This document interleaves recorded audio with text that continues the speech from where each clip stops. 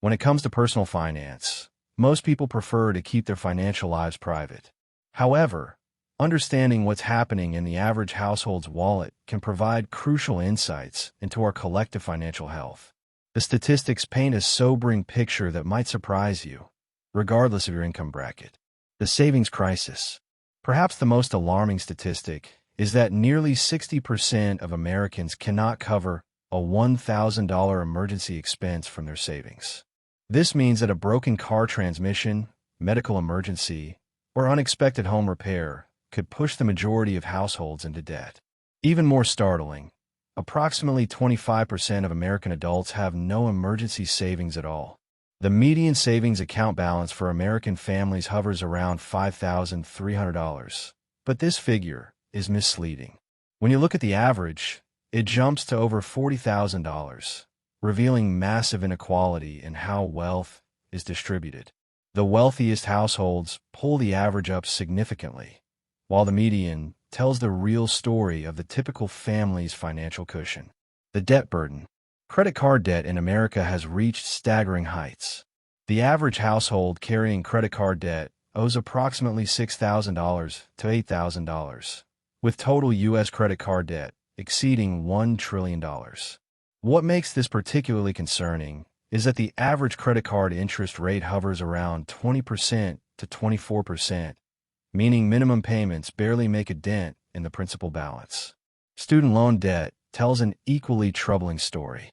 The average student loan borrower owes over $37,000, with total student debt in America surpassing $1.7 trillion.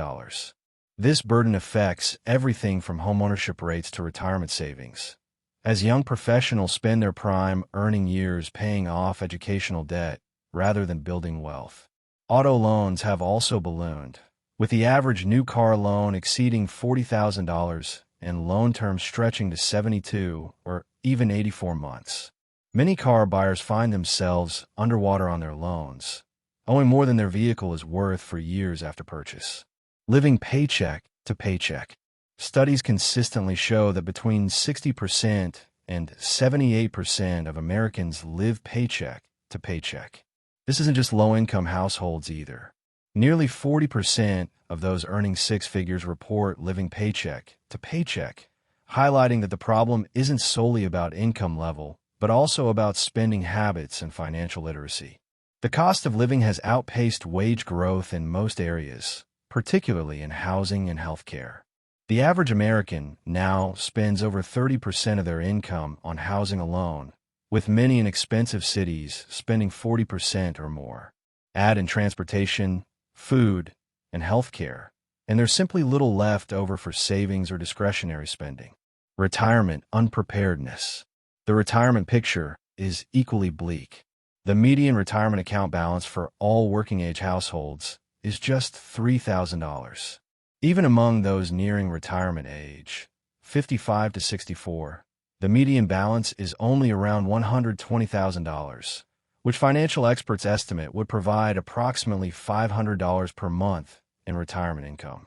More than 40% of Americans have nothing saved for retirement at all.